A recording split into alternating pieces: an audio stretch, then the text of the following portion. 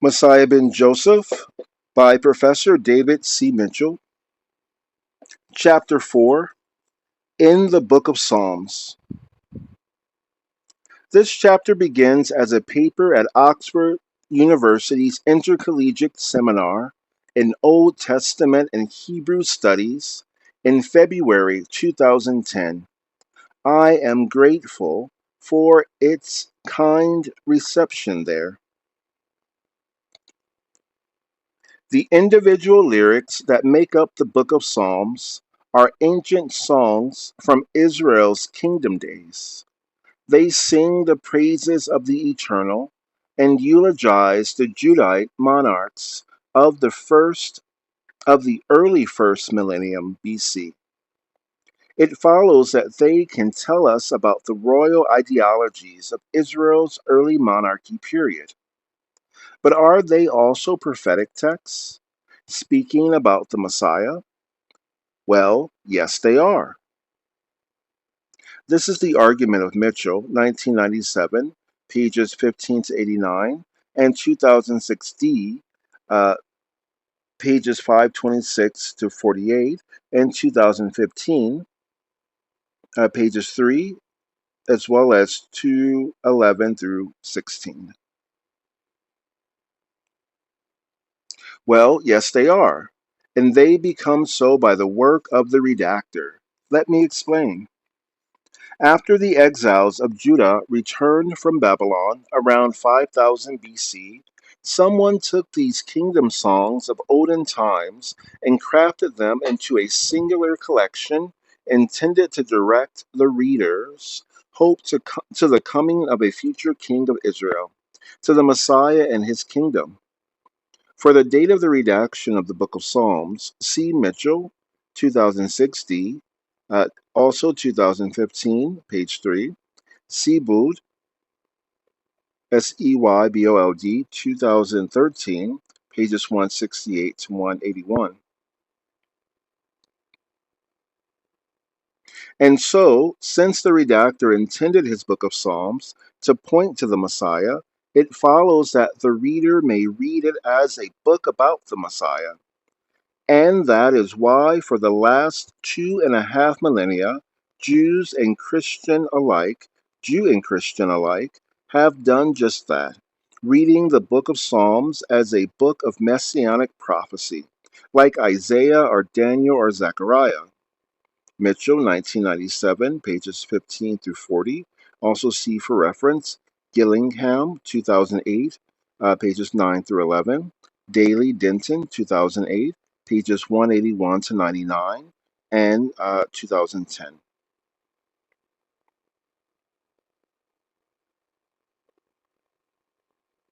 And we, of course, may do exactly the same thing today. In fact, this business of redactor intent allows us to read the Psalms in two ways. Of course, some Psalms may be authorally eschatological messianic, particularly Psalms 2 and 110, and perhaps 45. Others, like Psalms 83, are intrinsically eschatological and ultimate, but lack a messianic reference. Gerstenberger, 1988, Roman numeral I, point 48 to 49, or Roman numeral 1, pages 48 to 49, thinks that the royal psalms are intentionally eschatological and messianic, but unlike myself, he thinks they are post-exilic. So not coming from David, perhaps, or Solomon, but coming after the exile, which was several hundred years later. It's the contention. On the one hand, we can read them historically. The psalmist is writing about a historical king of Israel, say David or Solomon. He eulogizes this king in ultimate and universal tones, as if he is the promised world ruler who will subdue and govern the earth. He calls him the Mashiach of the Eternal, the regnal title of Israel's sacral kings, reading them this way. The Psalms speak predominantly of a historical Mashiach, but conversely, on the basis of redactor intent, we can also read the collection as pointing to a future Mashiach. And so, a psalm which originally spoke of a historical Mashiach has, through inclusion in the book of Psalms, taken on a new meaning as pointing to the coming Messiah. Mitchell, 1997, Passim, 2006D, 526 to 48. The work of the redactor gave the old Psalms a new sense, and so we are justified in reading the Psalms either way. Now, it was recognized in times past that the actual sequence of lyrics within the Psalms collection bore the imprint of an underlying message or meta narrative. But commentators confess themselves perplexed by it. As Augustine of Hippo said, the sequence of the Psalms seems to me to contain the secret of a mighty mystery, but its meaning has not been revealed to me. In narraciones en Salmos, Psalms 150. But a closer investigation reveals that the redactor may have modeled his collection on the eschatological program of the prophets, and particularly of Zechariah. Its chief features are a bridegroom king coming to daughter Zion, Psalms 45, the gathering of scattered Israel, Psalms 50, a temporary messianic kingdom, Psalm 72, hostile nations gathering against Jerusalem, Psalms 83 to 86, the Messiah cut off, Psalms 88 to 89, Israel exiled in the desert, then returning to Jerusalem, Psalms 90 to 106, Israel delivered by a hero from heaven, Psalm 110, Israel and the nations celebrate Sukkot in Jerusalem, Psalms 120 to 134. Other details can also be identified. Now, a striking trait of this narrative program of the Psalms is its references to Joseph. That the book of Psalms should mention Joseph at all is surprising. After all, it was redacted by Judahites after the Babylonian captivity. At that time, the Josephite kingdom of Ephraim, their former enemies, had ceased to exist, while the small Josephite remnant of early Samaritans opposed the reestablishment of the Judite state, as Ezra and Nehemiah testify. Why then would the Judites wish to preserve any reference at all to Joseph in their book of Psalms? He was not their forefather. He was the father of their foes. And, stranger still, why do the Psalms show Joseph as a greater Savior, whose sufferings laid the foundation for the Exodus, which is seen in turn as the pledge of another, greater deliverance yet to come? Psalms chapter 105, verse 16 to 45, and chapter 106, verses 47 to 48. And why are these Joseph Psalms concentrated in a relatively narrow band in the middle of the book of Psalms? Heading, a Josephite Inclusio in the Psalms. Let us begin with this Josephite core to the book of Psalms. It is in Psalm 60 that Josephite territories and names first appear. Gilead, Manasseh, Ephraim, Shechem city, and the Vale of Succoth, in the Transjordanian territory of Gad. God promises to restore Ephraim along with Judah.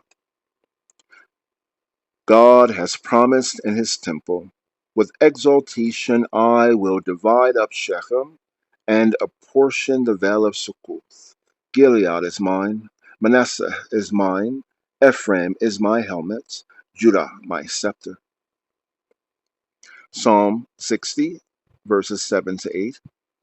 The last reference to the Josephites is in Psalm 108. In fact, it is exactly the same text, for the last 7 verses of Psalm 108 are a verbatim repetition of the last 7 verses of Psalm 60. And so one must conclude that the Psalms redactor has set an inclusio, a verbal parenthesis, in the middle of his book, beginning with Psalm 60 and ending with Psalm 108.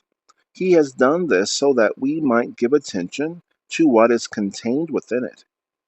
Looking at this inclusio more closely, we find that it is very much about Ephraim and Joseph.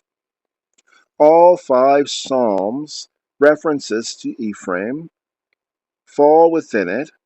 This is Psalm 60, verse 7, Psalm 78, verse 9, Psalm 67, Psalm 60, verse 7, Psalm 78, verses 9 and 67, Psalm 80, verse 2, Psalm 108, verse 8, so do all 5 Psalms references to Joseph.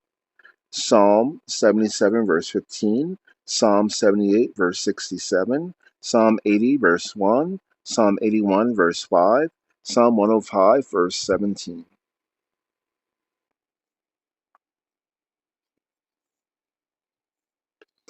And the last of these, Psalm 105, initiates a retelling of the Genesis story of Joseph and his sufferings, and then rolls into a recital of the Exodus as a pattern of the coming deliverance. In other words, the Josephite Inclusio closes with a big coda, set in motion by a panegyric on Joseph as Israel's Savior, who becomes a picture of the one to come. What else happens within this inclusio? Well, within it fall almost all the Psalms of Asaph. So too do the second group of the Korah Psalms.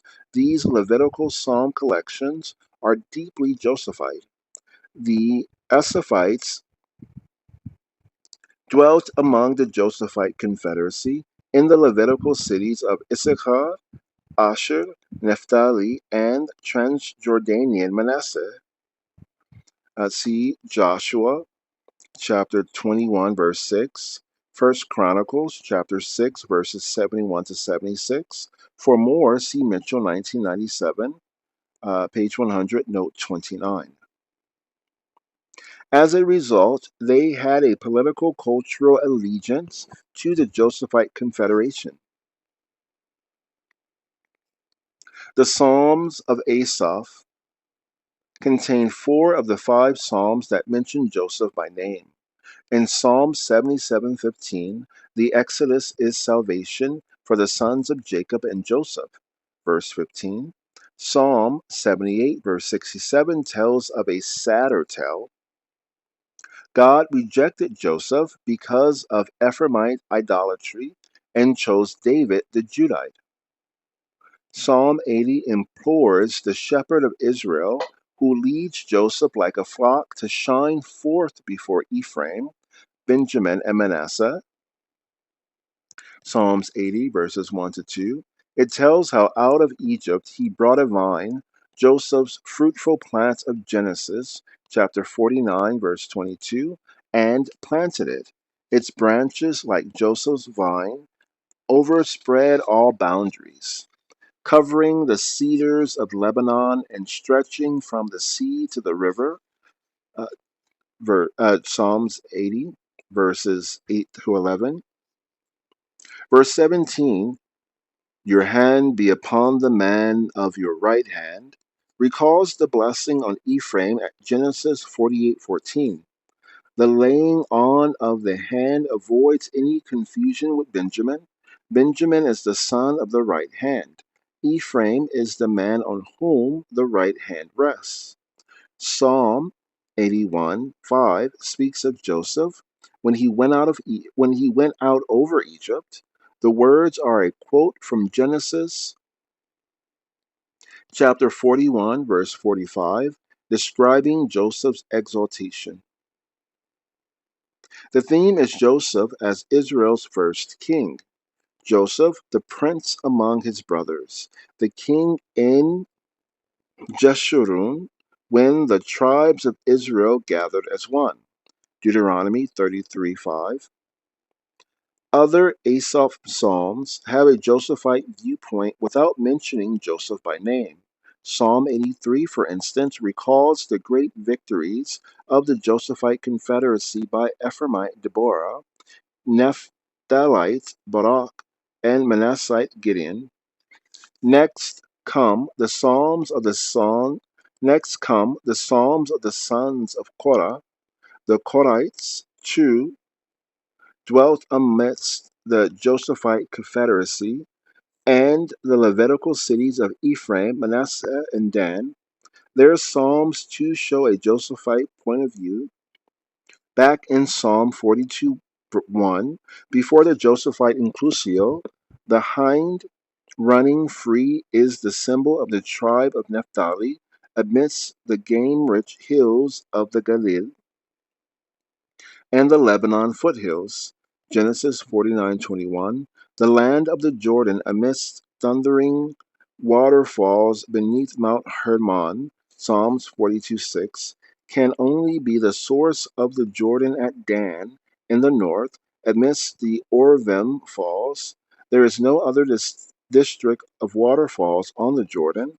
Psalm 44 proclaims, "By you we gore our enemies." The verb negah, gore, being an unmistakable reference to Joseph's avux of Deuteronomy 33:17.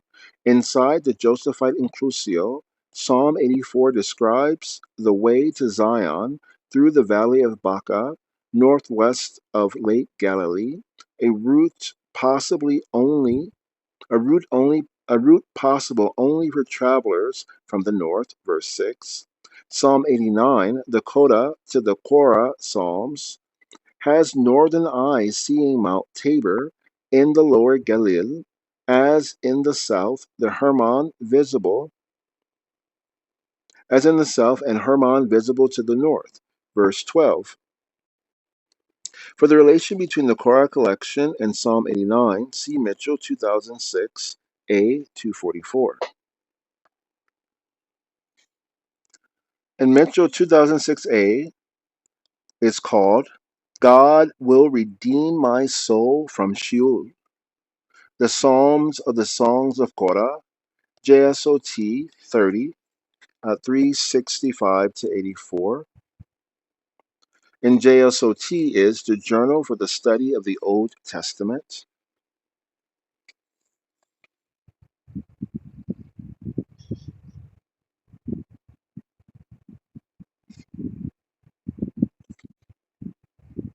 It even calls the Davidic Messiah by the distinctively Josephite term, borrowed from Deuteronomy 33:17, firstborn, verse 27. The Korah Psalms also have their own distinctive theme, which chimes with Joseph's sacrificial and resurgent firstborn shore, that is, the theme of the redemption from Sheol. It derives from their ancestral tradition about Korah's rebellion in the wilderness. In number 16, the earth opened and Sheol swallowed Korah alive, along with Dathan and Abiram and their households. Yet in number 26:11, we learn that the sons of Korah did not die. Although they might well have expected their father's fate, they lived. They were redeemed from Sheol, and so the Korahites became the seers of the resurrection. We hear their distinctive voice in Korahite Hannah's song. The Eternal kills and makes live again. He brings down to Sheol and raises up. 1 Samuel chapter 2 verse 6. Hannah was the wife of the Korahite Levite Elkanah. 1 Chronicles chapter 6 verses 22 to 27. Also verses 33 to 37.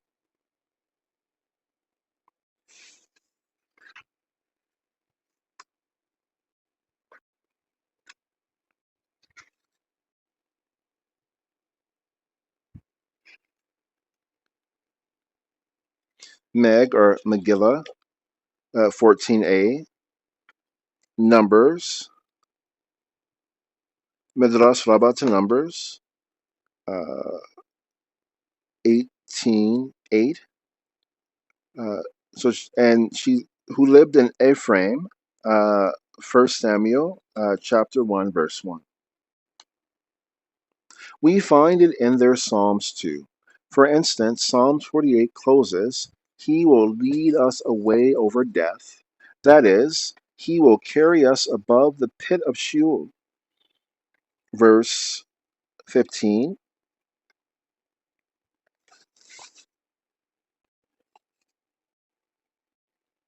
For the translation of Huye Na'a Jenu Al-Mut, Psalms 48:15, C. Mitchell, 2006a, page 257.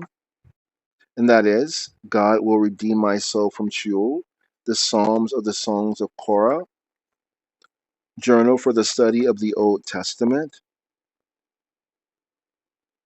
30, pages 365 to 384, and specifically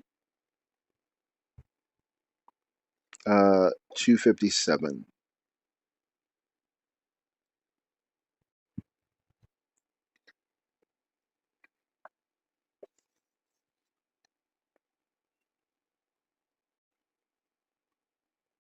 And in Psalm 49 we read, But God will redeem my soul from the hand of Sheol, for he will pluck me up. Verse 16. And as we continue through the Korah Psalms, through their sunshine and shadow tell of death and redemption, we come to their most somber close. In Psalm 88, someone, a king, has been thrown like Joseph into the pit. But this is no pit that the sun may brighten. This is the pit of Sheol, and there he is confined among the slain, among the shades of those who are pierced through, crying for help, as Joseph did in his pit. Psalm chapter 88, verse 1 and 13, Genesis chapter 42, verse 21. Then the Korah collection closes with Psalm 89, a lament for a Mashiach whose crown has been pierced through and whose days have been cut short. Psalms 89, verses 39 and 45. This is the great theodical crux of the Psalter. The psalmist's complaint to God is this: You promised an inviolable eternal covenant to David. Why then has our Mashiach been cut off without hope? And so Book 3 closes with the unanswered Korahite question hanging in the air: Who can deliver his soul from the hand of Sheol? Section, the Rabbinic View. These Josephite features of the Psalms are noticed by the rabbis too, who routinely equate them with Messiah ben Joseph.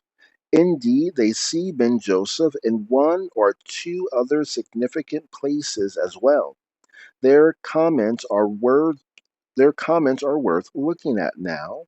They will confirm that we are on the right track, that others have already taken the way we take.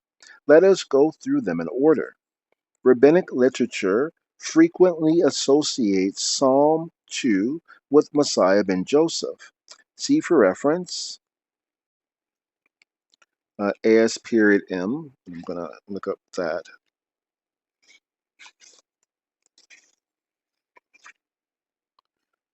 Which is Aserath Melechem, chapter 11. The also Midrash on Psalms, Midrash Tehillim, to Psalm 92, verses 10 to 11, cited below, and Yalkshim, which is Yalkut Shimoni, section 621, Zohar, Balak, section 342. For instance, Pirkei de Rabbi Eliezer 22.8.2 cites 22.8. Roman numeral 2 cites verse 2 as follows. Menachem ben Amiel ben Joseph, all the kings will rise up against him to slay him, as it is said, the kings of the earth set themselves and the rulers take control together against the Eternal and against his Mashiach.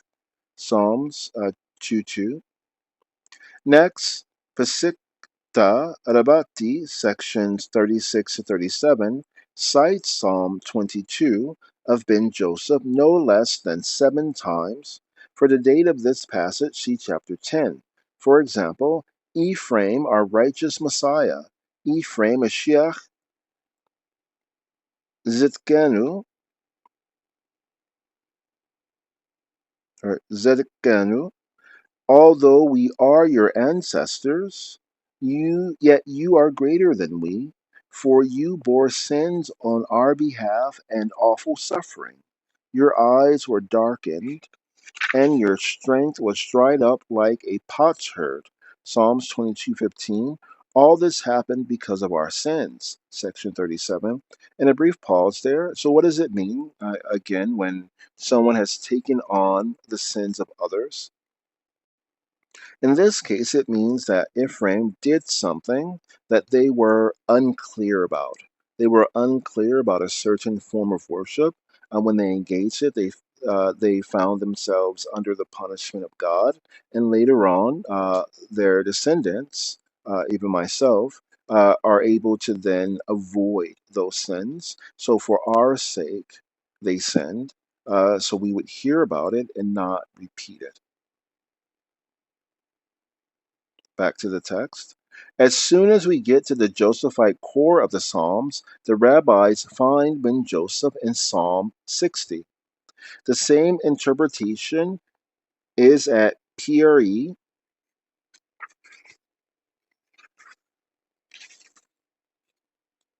Pirkei de Rabbi Eliezer, 19.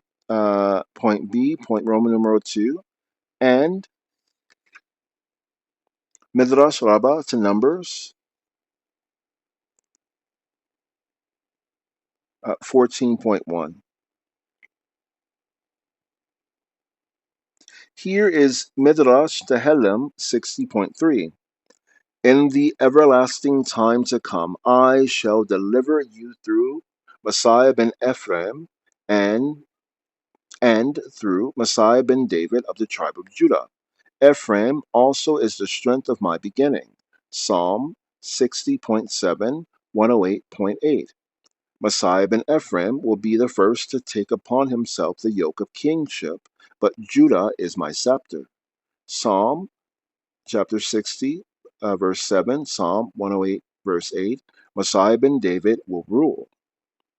Next, Psalm 80, the Targum reads verse 15 of this most Josephite psalm, the shoot that your right hand planted, the King Messiah whom you made mighty for yourself.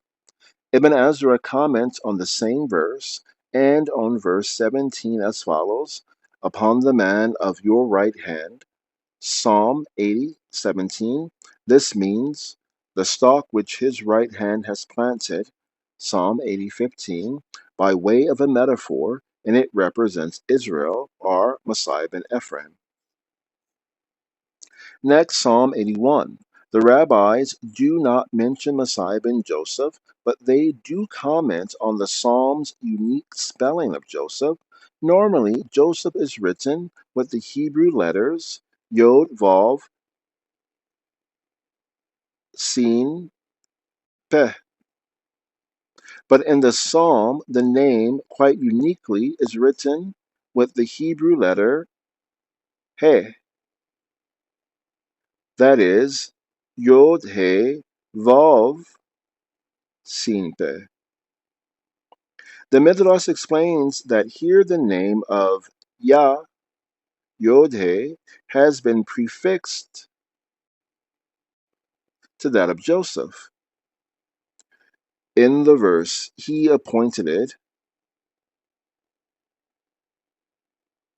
Samuel, and Jehoshaphat for a testimony, Psalm 81:6. Do not read he appointed it, but his name, Shemuel, Yod-Heh, that is, the name of the Holy One, blessed be he, testified that Joseph had not touched Potiphar's wife.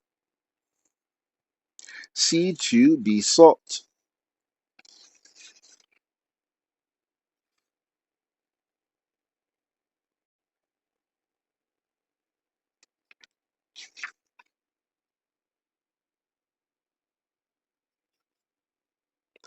Babylonian Talmud, Talmud Bavli,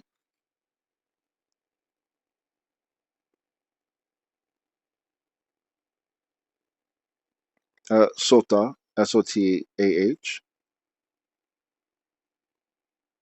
10b, Rabbi Hanina ben Bizna said in the name of Rabbi Simeon the Pious, Joseph, who sanctified the heavenly name in private, merited that one letter should be added to him who sanctified the heavenly name. uh, Joseph, who sanctified the heavenly name in private, merited that one letter should be added to him from the name of the Holy One, blessed be he, as it is written, he appointed it to Jehoshaphat for a testimony, Psalm 81:5, uh, Talmud Bavli, Sota 36b. Gabriel came and taught Joseph the 70 languages, but he could not learn them. Thereupon Gabriel added to his name a letter from the name of the Holy One, blessed be he, and he learned. As it is said, he appointed it in Jehoshaphat for a testimony. Psalm 81:5. Hard on its heels, the Midrash of Psalm 87.5 announces, and of Zion it shall be said, this man and that man were born in her.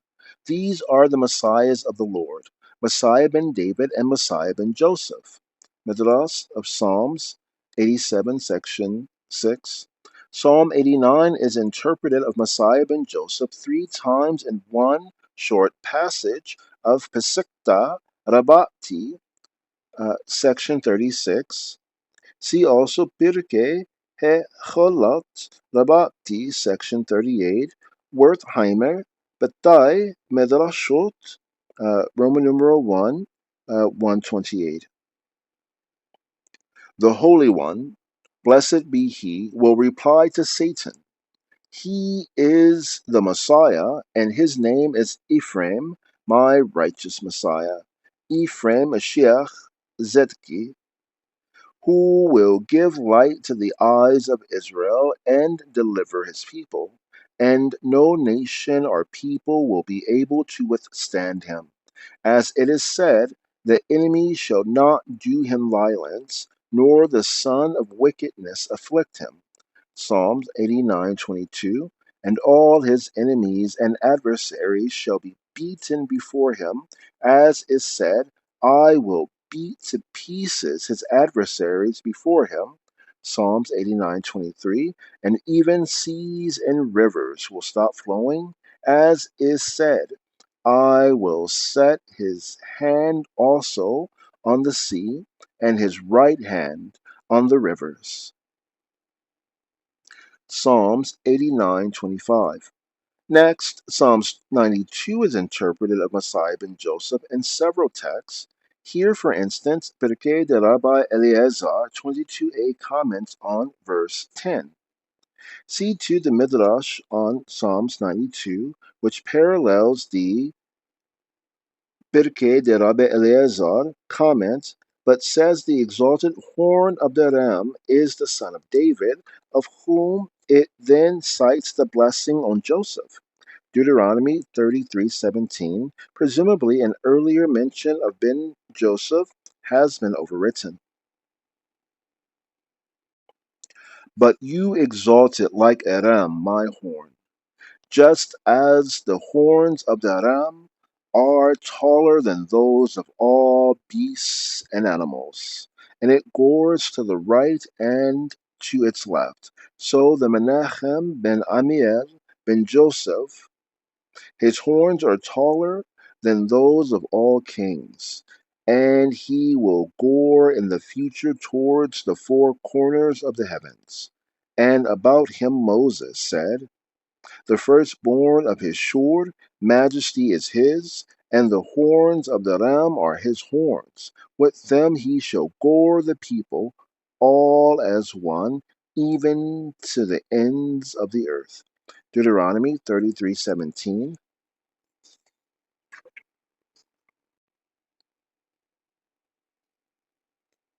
The Midrash on Psalm 92 verses 10 to 11 is similar.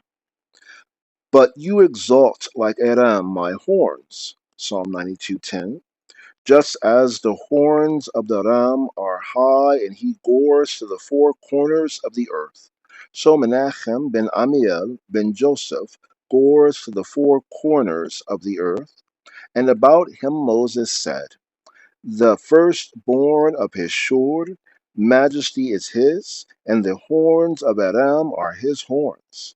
With them he shall gore the peoples, all as one, even to the ends of the earth. And these are the 10,000s of Ephraim, and these are the thousands of Manasseh. Deuteronomy 33:17 to 18. And against him will arise the kings to kill him, as it is said, the kings of the earth will arise. Psalms 2:2. And Israel in the land will be in great distress, but in their distress they will be like an olive tree, as it is said, you have anointed me with fresh oil, and my eyes shall look upon my enemy, those who rise against me. Psalm 92:10 to 11. And Israel will behold their downfall, as it is said, and my eyes shall look upon my enemy. The Zohar, Mishpatim, section 479, comments on the same psalm. But of the rank of Messiah ben Joseph it is implied, now shall this company lick up all that are round about us, as the ox licks up the grass of the field. Numbers 22:4. About them it is said, when the wicked spring up like grass, etc. Psalms 92:7. From Passover until Tishri will be the redemption called forever. From then on will come their destruction, that they shall be destroyed forever. Psalms 92:7. Until Tishri arrives, being an ox, then it will be fulfilled as the ox licks. Numbers 22:4. Radak 2 comments on the same verse. Although he does not mention Manasseh ben Joseph by name, although he does not mention Messiah ben Joseph by name, he identifies the hero who speaks in the psalm with the coming one promised in Moses' blessing on Joseph. But you exalt it like a ram my horn. Psalm 92:10, meaning my horn is as high as the horn of Adam, as it is said, and the horns of Adam are his horns, with them he shall gore the peoples, all as one. Deuteronomy 33:17. Next, Psalm 108. Since Psalm 108, 6 to 13 is a verbatim copy of Psalm 60, 5 to 12, the rabbinic comments on the former text hold good for the latter too. Finally, there is Psalm 110, the psalm about the heavenly conqueror, Melchizedek. Here is Midrash Aleph Beth, section 11b.1. C2 Zohar Pinhas, section 567, cited below. Ephraim, my firstborn, come, sit at my right hand.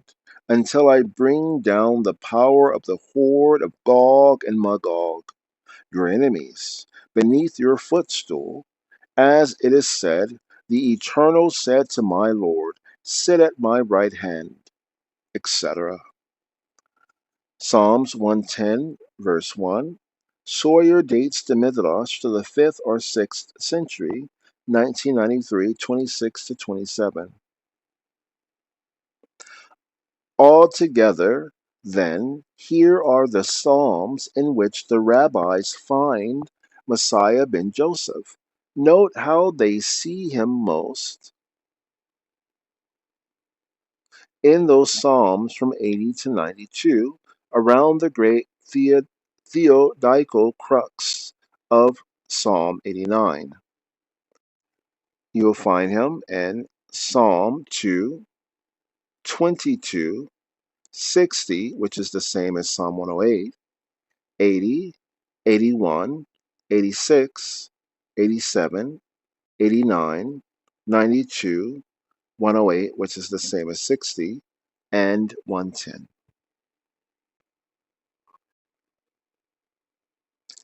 The next section, the Messiah of the Levites.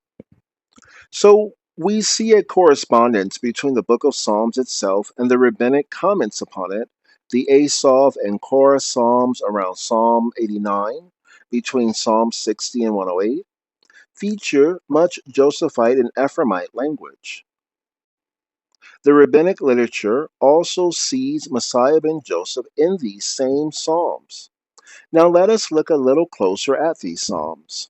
We might expect that the Levites who lived in the kingdom of Ephraim would lean towards some form of Ephraimite messianic ideology and that this might appear in their Psalms. And this is just what we find. The Psalms around Psalm 89 display a particular concentration of messianic language. First, Psalm 84 is non specifically messianic. The psalmist prays, behold our shield, O God, look upon the face of your Mashiach. Verse 9. Here the Mashiach appears twice, once explicitly and once by metaphor in the shield symbol, for the protective wood and leather shield anointed with oil is a favorite Korahite symbol for an anointed protector. The same metaphor is at Psalms 89:18 and Korah Psalm 47:9, where shields denote the tributary kings of the earth. See for reference 2 Samuel 1:21, where the shield of Saul, no longer anointed, Mashiach, with oil, represents Saul's loss of the anointing spirit of Yod-Heh-Vav-Heh. 1 Samuel 16:14.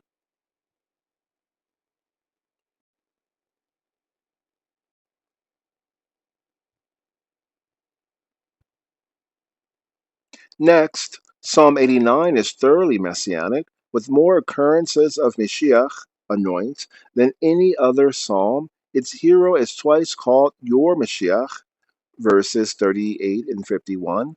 David's messianic anointing is recalled, verse 20, and the messianic shield symbol appears again, verse 18.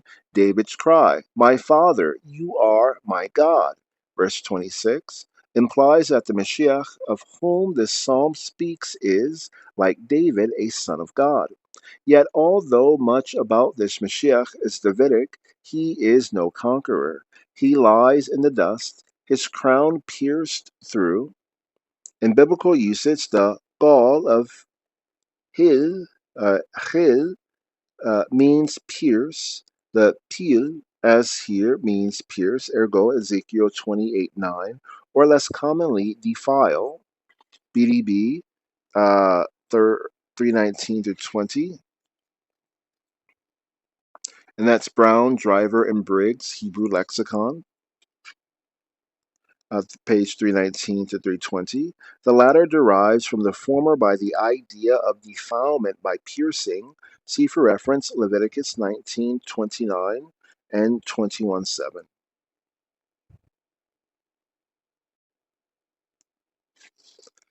And he is called the Josephite, he is called by that Josephite term, firstborn, a title given nowhere else to a Judite king.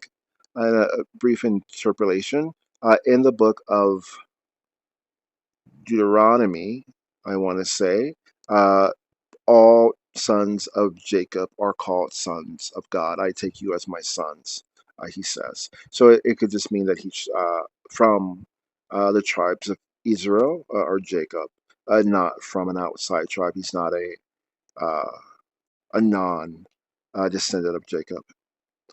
Back to the text. Psalm 80, however, displays no trace of Davidic ideology whatsoever.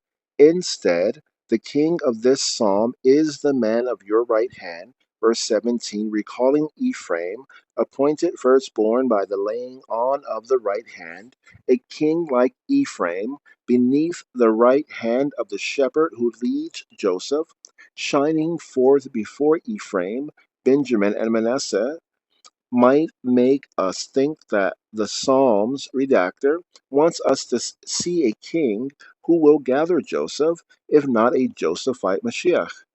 The same thing is seen in Psalm 92. It is a song, a psalm for the day of Shabbat, for their day of rest.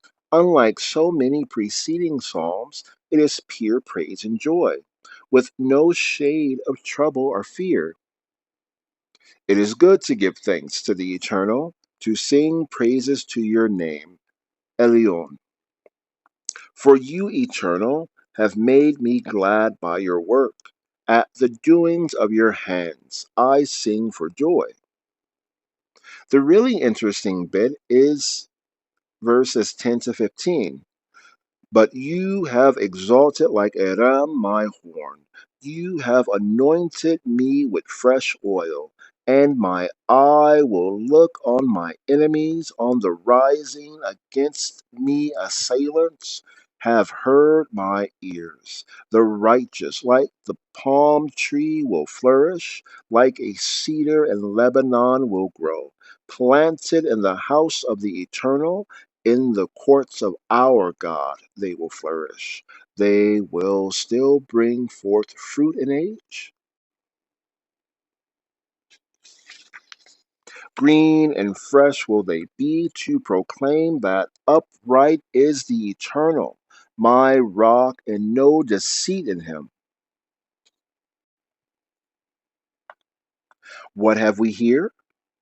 Here is the ram and its horn from Moses' blessing.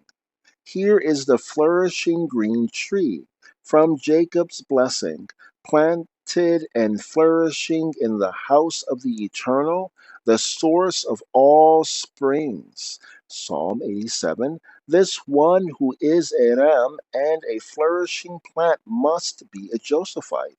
But look, he is anointed, suffused with Sheman Ra'anan, oil of freshness. Baloti 92:11, the past participle balul means poured over with oil.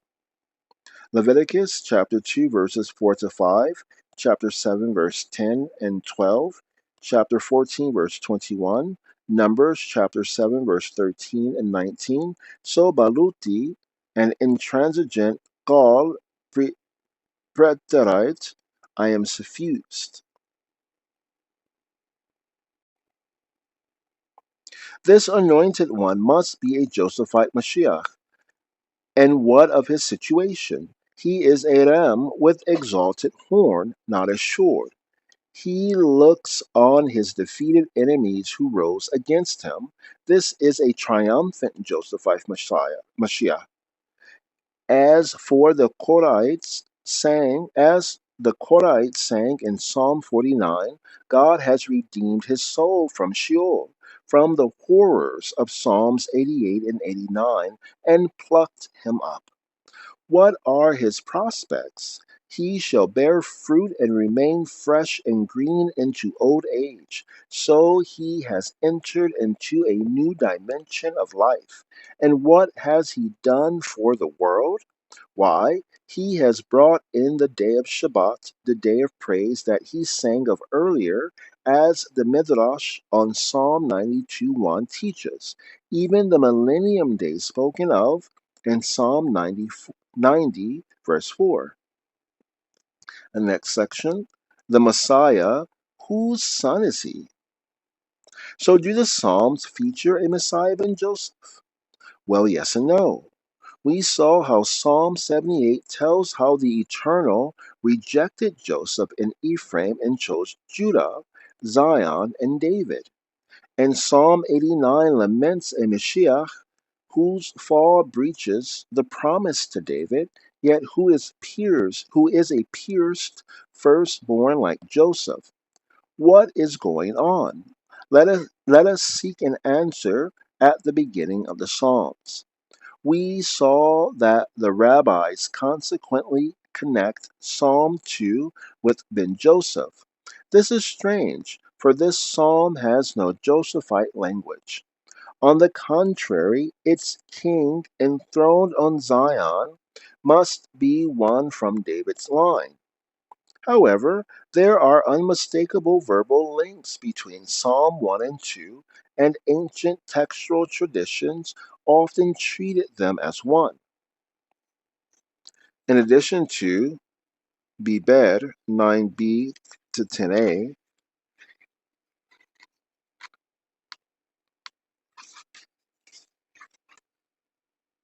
Babylonian Talmud Bavli, Berachoth 9b to 10a, cited above, see Ber, Jerusalem Talmud, Talmud Yerushalmi, Berachoth 4.38a, Ta'an, Jerusalem Talmud, Talmud Yerushalmi, Ta'anet 2.265c, and the Western manuscripts of Acts 13:33, which cite Psalms 2:7 as being written in the first psalm. Modern writing on these two psalms is vast. See for reference Cole 2:13 and Gillingham 2014, who list Jewish manuscripts which join the two as one, 69. The Talmud, for instance, says, Ashrei Haish, Psalms 1, and Lama Rakshu, Psalms 2, are really one. Rabbi Shmuel bar Nachmani said in the name of Rabbi Yochanan, every chapter that David really liked, he began with Ashri and ended with Ashri, as it is written, Ashri Haish, Psalms 1:1, and Ashri Kol Hasebo, Psalms 2:12, Babylonian Talmud, Talmud Bavli, Berachoth 9b to 10a. The fact is that together these two psalms form a Hindiades, or two in one, a literary flourish where two juxtaposed ideas should be read as one. As Ophelia calls Hamlet, expectancy and rose of the fair state. Hamlet 3.1.152. Karate's sages compared them to the two pillars that formed the entrance to the temple in Jerusalem. Gillingham 2014, 289 to 90, see for reference 294. Or we could compare them to a diptych, a two-part illuminated title page presenting the theme of the entire Psalter. Note that the redactor of the Psalter was a person of some literary sophistication. The first panel, panel 1, portrays a specific man, a tzaddik, meditating or chanting Torah, who, despite opposition and adversity, is to prosper in all he does. The second panel, Psalm 2, shows the Mashiach of the eternal anointed on Zion, who will subdue all who rise against him. If we were to represent it pictorially, it might look something like this. And I will have, I hope, use this image as the image of the recording, the video recording for YouTube. My image diptych shows images from the Salster in Glasgow's Hunterian Museum, figure 2, Psalm 1 and 2 as diptych, Psalm 1, the Zadok chanting Torah, Psalms 2, the Mashiach, King on Zion. Now what we notice in the first panel in Psalm 1 is how it leans on Joshua 1:8.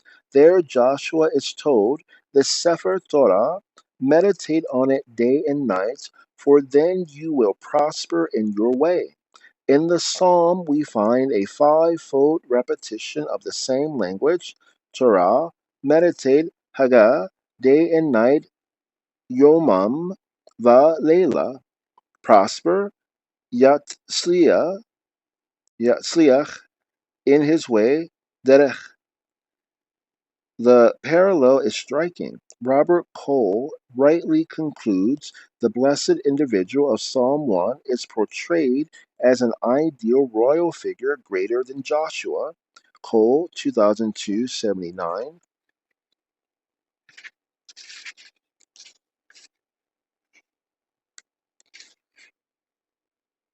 Which is an integrated reading of Psalms 1 and 2, the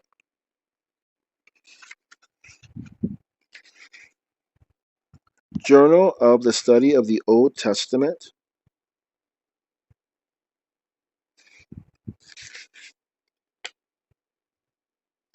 98, 75-88.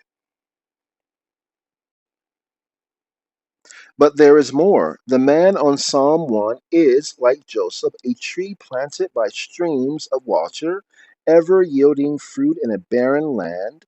He is, like Joseph, one who prospers in everything he does. Psalms 1-3, Genesis 49-22, 39-3, and 23. The man of Psalm is not only a second Joshua, but also a second Joseph.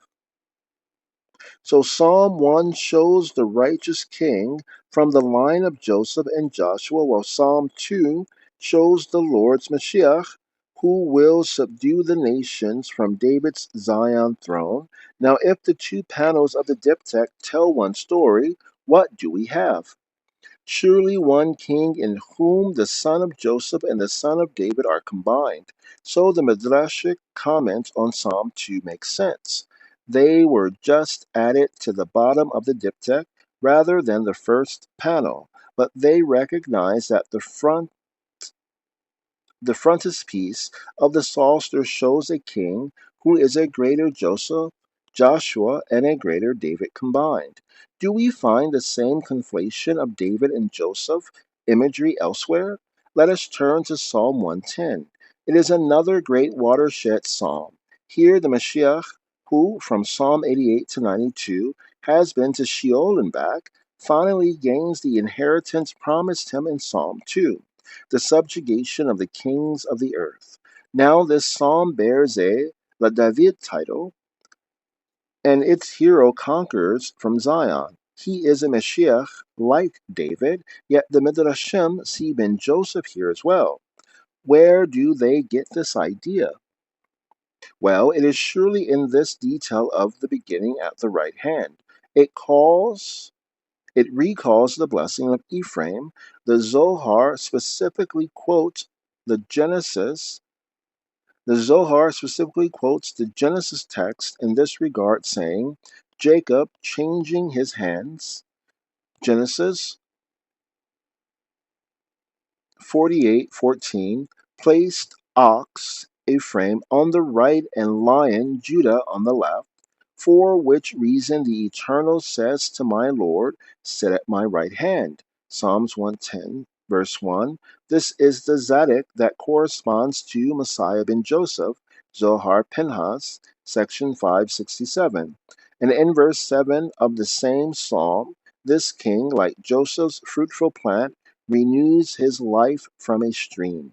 Of course, his triumph is as much a mark of Joseph's son as of David's. For the hero promised to Joseph is to gore the nations altogether to the ends of the earth. Deuteronomy 33:17 hints his other name, the war Messiah, or Mashuach Milchama. And the last section before the summary, a heavenly king. Therefore, the book of Psalms, like Zechariah, points to a Messiah who combines the promise to Judah and the promise to Joseph. But there is still more. The king of Psalm 110, verse 4, is also one like the priest king Melchizedek, at whose shrine Abraham journeyed from Ur to worship. In fact, if we follow the Hebrew rather than the Septuagint, he may even be the Genesis Melchizedek himself. For the Hebrew text addresses him directly by name. You are a priest forever, according to my promise, Melchizedek. The simple understanding of Hebrew, al-Devrati, is that the yod indicates a pronominal suffix, as at Job 5:18, where the same term occurs. Note that the heavenly hero of 11q Melch is not merely in the order of Melchizedek, but is Melchizedek by name.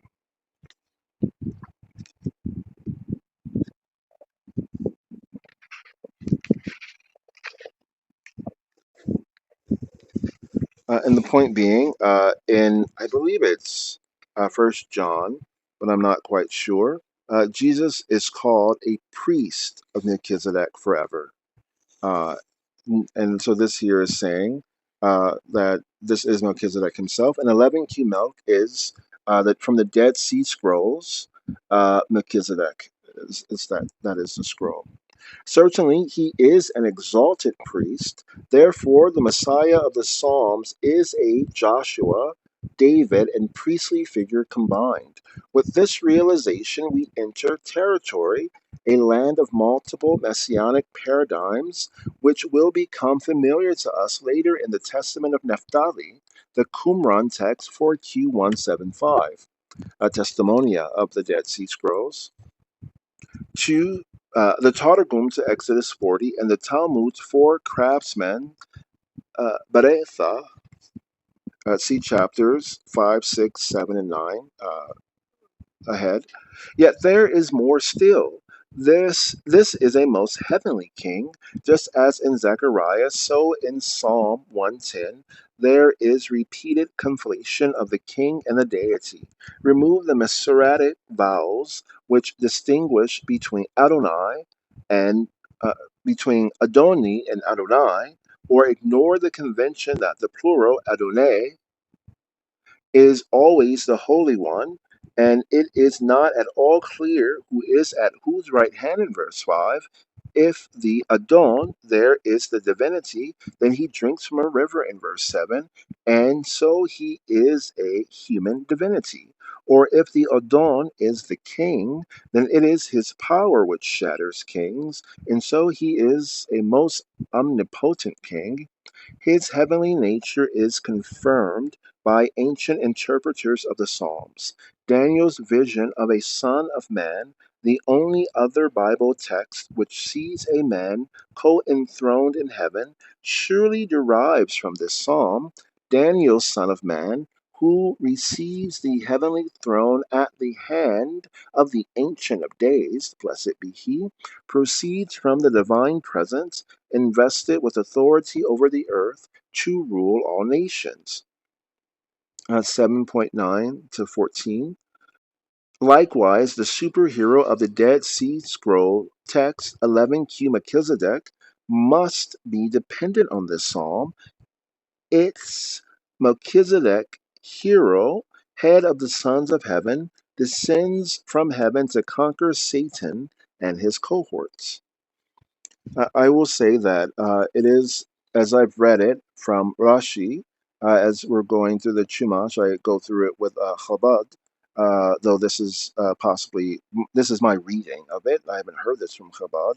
Uh, the Levites, of whom I descend, I know by DNA heritage, are allowed to say the divine name, which is often written Yod He Vav He, uh,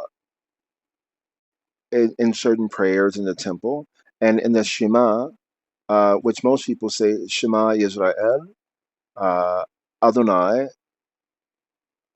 Eloheinu, Adonai Ehad. Um, One must intend that that is the Most High God. Instead of Adonai, I say the name which reads from Yod He Vav He, to always reach sure that I'm doing it, because as a person descended from a Levitical background, I'm able to. And so other people have different understandings about what they can and can't do. So be clear when you say Adonai Eloheinu, Adonai Ehad, you truly mean the Most High God, the God of Moses, because of this derivation that the Metatron, he can be known as, here he's called Melchizedek, has received lashes because he has to sit down in heaven along with God as he takes down the notes of God. And so, out of love for him and his protection, make sure that when you're calling Adonai, you're calling the Most High God, and know that some people have called on Melchizedek or Metatron as this person, the risen Enoch, or possibly his son, uh, Methuselah, I like to say, instead of Methuselah, which means something different. And some may also be calling on Hashiton with that one. So these are all possibilities. So make sure you intend the Most High God. Returning. So in the figure of Psalm 110, multiply. So in the figure of Psalm 110, multiple messianic paradigms fuse together in heavenly king. So in the figure of Psalm 110, multiple messianic paradigms fuse together in a heavenly king who borders on divine. But this is not limited to this psalm alone. Let us go back to the beginning. Seen in this light, it is hard to tell who is the Adon seated in heaven in Psalm 2. Once again, only the Masoretic vocalization makes it Adonai rather than Adonai. Verse 4, if the immediate antecedent is Inclu, then the one seated in heaven is Meshichu, Meshichu, the Lord's Messiah. I have a pillow that I printed with an old image. I wish I knew the name of it, but I don't at the moment. It shows the Lord seated, shows God seated on his throne in glory, the cherubims at his feet serving him, flying, holding up the throne. These could also be the throne angels shown in cherubic form, and it has an image that is traditionally held to be Jesus, closer to the Yesu HaMashiach. And if you take the name, we could take it as the person who lived 2,000 years ago and is praised and glorified by the Christian Church and the Catholics. Please do. He also can be used as a hieroglyphic, a rune for any Messiah who would be in heaven, who would sit. And so while God is on his throne in glory, with the cherubim lifting it up, you see a very exhausted and tired Jesus in a pleading position on his knees, which is a form of sitting. You might have in kind of a yoga position. Some people would say the way that Native Americans will sit on the ground, or others are. So you have him sitting upon his knees in kind of just a loincloth, clearly exhausted, clearly lashed. And I believe the pillow really intends to show a Metatron in that position, and using the Jesus image as it meaning Messiah more so than it means himself. And so you see two people sitting. One is God in his glory, and the other is on his knees, not in glory, but sitting all the same. So just to be aware of that. And I think this is Meshichu, the Lord's Messiah. Moving on, there is the notorious crux of Psalm 45, which says of the king, your throne, Elohim, is forever and ever. Verse 7. Despite the reservations of the commentators, the vocative is confirmed by the Septuagint, the Targum, the New Testament, Hebrew 1:8, Aquila, Symmachus, the Peshitta, and the Vulgate. See Corroyer, Couryer, 1971. We must conclude that the psalmist addresses the king of Israel as Elohim. Finally, we come to Psalm 81:6 and that strange passage cited above. He made it a decree for Jehoshaphat when he went out over to the land of Egypt. The spelling of Joseph is found nowhere else in the Bible. This spelling of Joseph is found nowhere else in the Bible. Justinus thought it might be Chaldean, but why should the Psalter redactor, who spelt the name in the Hebrew way so far, suddenly adopt a spelling found nowhere else? De Boer more plausibly suggests it is a portmanteauism, blending the initial letters of Judah to the last letters of Joseph. De Boer's 1984, 67 to 80, and that is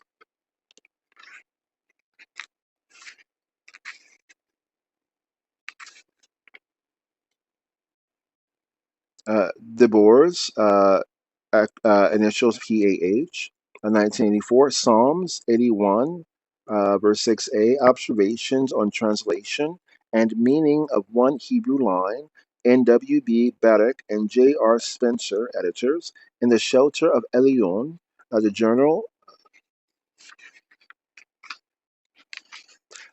of the Study, Journal for the Study of the Old Testament, Supplement, Series 31, Sheffield, Journal, the Journal of the Study of the Old Testament, 6780.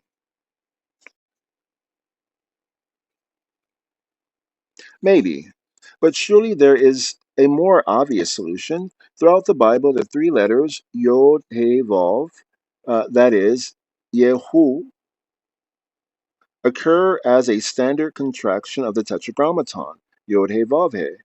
This is especially so in Israelite personal names like Yehoshua, Joshua, Yehonatan, Jonathan, and Yehoshaphat, Jehoshaphat.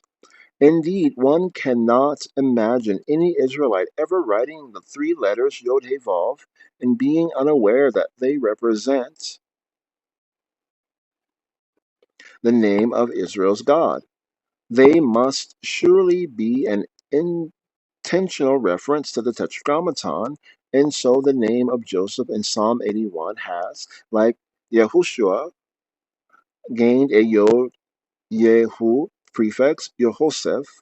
This is certainly how the rabbis understood it, as in Midrash Tehillim, as we saw already. In the verse, he appointed it, Samuel and Yehoseph, for a testimony, Psalm 81:6. Do not read he appointed it, but his name, Shemu, Yod-Heh. That is the name of the Holy One, blessed be he, testified that Joseph had not touched Potiphar's wife. See likewise, um, Talmud Bavli, or Babylonian Talmud, Sota 10b, and Babylonian Talmud, Talmud Bavli, Sota 36b, cited above. What are we to understand from this name? Perhaps a divine Joseph Messiah, or even a divine Joseph, Joshua, Judah Messiah? Or does anyone have a better suggestion? I have one. In Arabic or Aramaic, you have what's called an emphatic. So you would call someone, uh,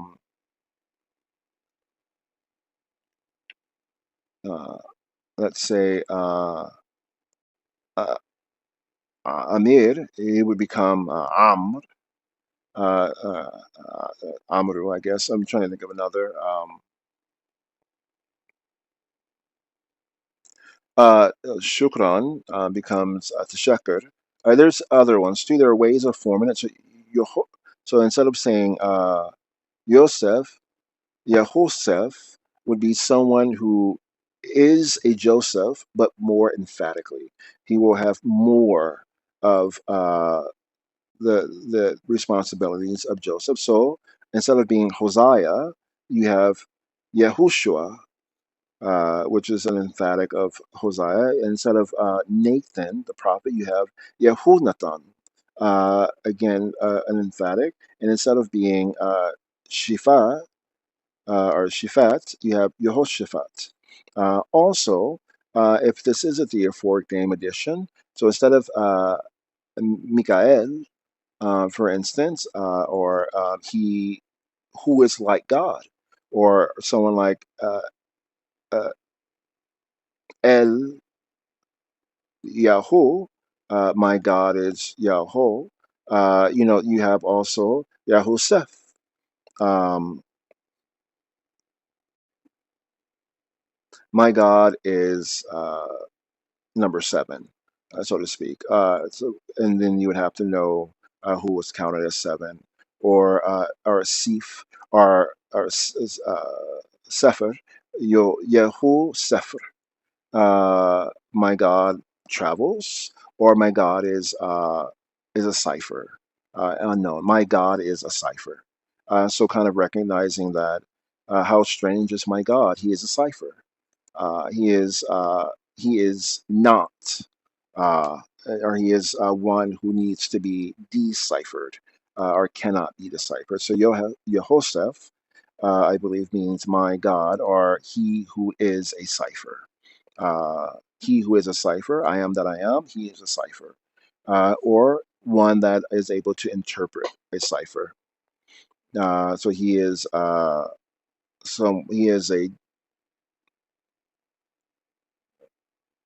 someone who can interpret ciphers. So the cipher of uh, the king, he may have gotten a name for this too. The king of Egypt had his dream, and he said that I see seven fat kine, meaning cows or some type of bovine, and seven skinny ones, and I see seven full ears of corn and seven emaciated ones, or dried ears. Can anyone decipher this for me? 7777, and Seth could be seven. So Yehusef, he who understood the seven, could also be why he is called his name as well. He understood the seven. He understood the cipher. Someone like that. Whereas Moses was called a sahir, a sorcerer, one who is able to understand the mechanisms of technology and use them in a way that dazzle or mesmerize a person and gain them their will. Joseph was able to decipher something. So the person, the Mashiach Ba'afram, the Joseph's Messiah, would be someone who could decipher something. So if that's you, if you're hoping to be uh, Mashiach ben Joseph or Mashiach ben Ephraim, you should be able to decipher uh, numbers. You should study um, the Kabbalah, especially what do you call it? The the interpretation of letters and numbers, uh, abjad, they call it in Arabic, um, and all those things that come up, be able to interpret them. And one of the best forms of interpretation is language, knowing how the Semitic languages work, being able to read them and knowing how how they go. So if you know Hebrew, or if you know Arabic, or if you know Aramaic, just know how then you modify one word to praise another. So in one of the most famous, what is Arabic, or what is an Arab, an Arab? This is a person who is extremely well spoken in poetry. And so, one thing you do in Arabic poetry and English poetry, you take a word and then you modify it. So, you could say something like, he is no Yosef, he is Yahosef. And you say it in a way that seems like you're criticizing him, but in reality, you're adding that he's emphatically so, or he is no, he isn't uh, the cipher, or he isn't a cipher. He is his God is a cipher. You know, this guy is. You think this guy's a cipher? This guy's God is a cipher. You won't understand him at all. So that has an implication there. Okay. Summary. The book of Psalms contains a Josephite core running from Psalms 60 to 108, within which occur all the Psalms references to Joseph and Ephraim. The coda to this Josephite core, Psalms 105 and 106, eulogizes Joseph as Israel's savior and presents him as a type of the one to come.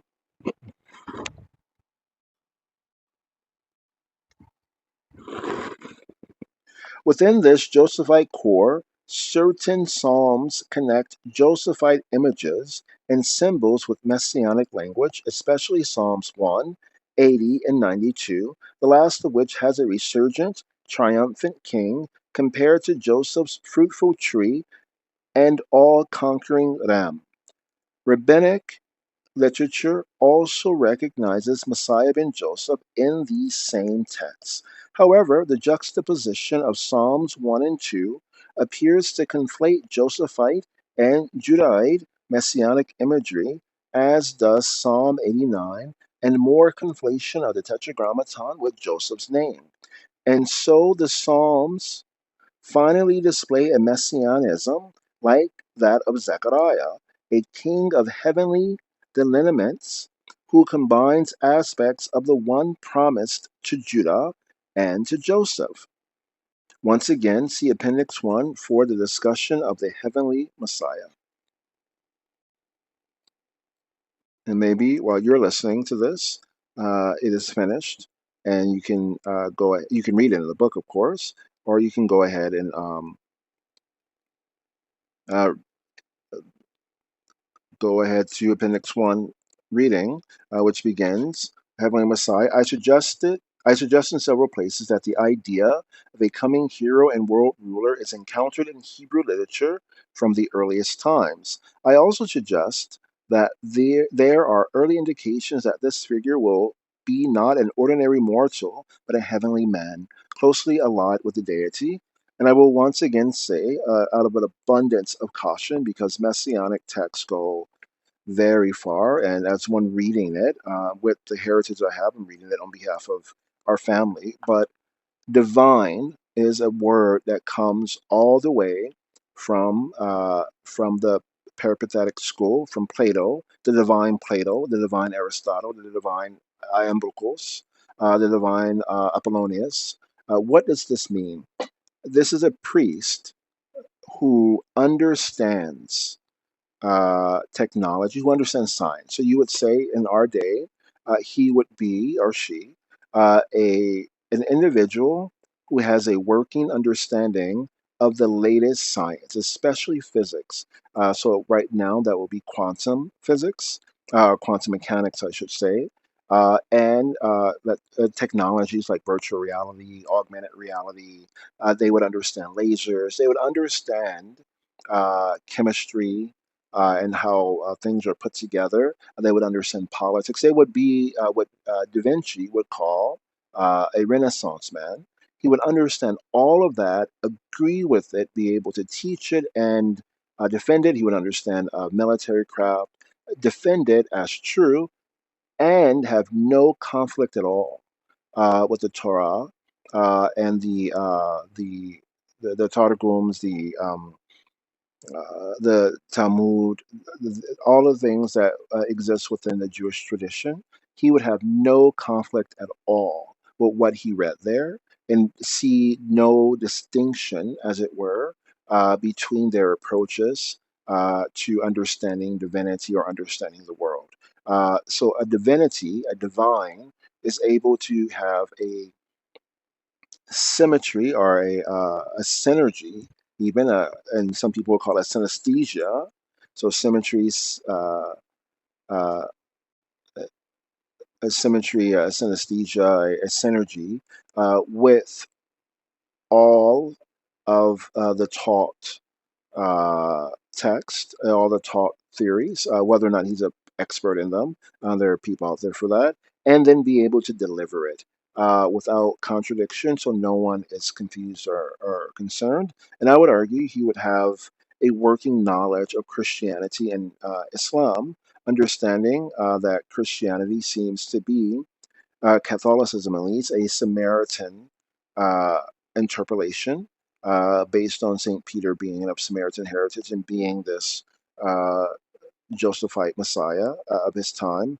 And uh, he would understand that Islam is Ishmaelite interpolation uh, based in the Old Testament and Genesis, where Ishmael is promised 12 princes, and of course they have their own work. It doesn't mean that these traditions are correct in everything they say, or that they don't go farther than they should, but that he would understand what they are and their value, and know how to speak their language, so to speak. So yeah, Joseph was taught 70 languages he couldn't understand, and then for some reason he was able to understand them. And I'm very curious about that, and I'll leave that question with you, how that was possible.